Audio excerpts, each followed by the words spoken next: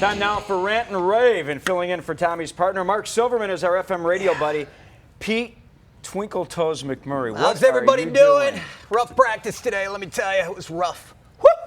Right, Tommy?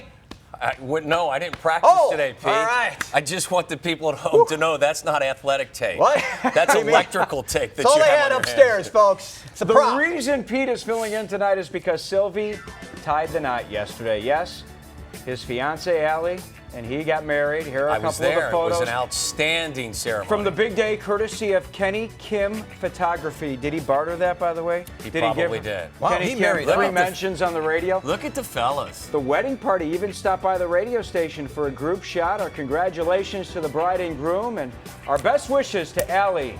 How is she going to handle him, Tom? I am not going to say anything that gets me in more trouble than usual. This is our poll question. If you were starting a team, which Great Bear linebacker would you build your team around? Brian Urlacher, Dick Butkus, Mike Singletary, or Bill George, or number Pete 51? McMurray. Come on. Look at number 51. Jim Morrissey. Dick Butkus was the greatest linebacker that's ever played the game. The most feared, the most respected, the most intimidating. He played every down like it was his last. He had 1,000 tackles in only 9 years. Are you saying Brian Urlacher doesn't play hard? He dominated his era. When they ran the ball 3 out of 4 downs, Tom, Dick Butkus is the greatest linebacker that's ever played the game. I was very fortunate to play with Mike Singletary and have tremendous amount of respect for Mike in his Hall of Fame career. I think Brian Urlacher is even a step better than Mike Singletary and will go into the Hall as well. But Pete, I agree with you. Dick Butkus in 9 years, 22 interceptions so he could play the pass as well as the run, 27 forced fumbles. To put that in perspective, Singletary had 7 interceptions in 12 years, Urlacher 21 interceptions in 12 years, and just 9 forced fumbles. They didn't keep the sack numbers when did. Butkus was That playing. is correct. So that's why you don't Butkus. mention his numbers. All right, sources confirmed to the Tribune that Cubs management let Ryan Dempster listen in on phone calls between the Cubs and Dodgers while they discussed a trade for Dempster. But they didn't tell the Dodgers that Dempster was listening in. Now, GM Jed Hoyer said it was actually funny. The Dodgers aren't laughing and are upset. Tommy, would you be upset if you were the Dodgers, or are they just too uptight? No, I think I'd be upset because there was not full disclosure. I think it's fine as long as Jed and Theo talked to Ned Colletti and the rest of the Dodgers management and said, look, Ryan wants to be a part of your organization. We're just not making this deal happen, and we need to prove it to him by letting him listen in. And if Ned Colletti and the people in Los Angeles say fine, then okay. But you have to tell them that Ryan's in the room, in my estimation. You never, ever put a player on a call. I think it's a huge mistake. I First agree. of all, I blame the Cubs. I blame Jed Hoyer and Theo Epstein. They played this out in the media, then they put Dempster on the call, and then they tell us how it all screwed up. Never, ever, ever put a player on a call.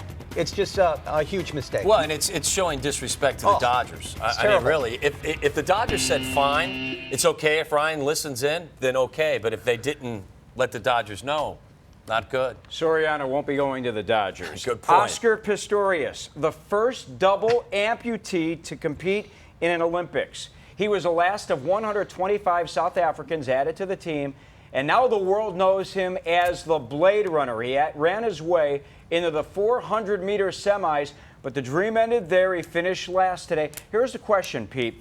Should he even be allowed to run in the Olympics with prosthetics?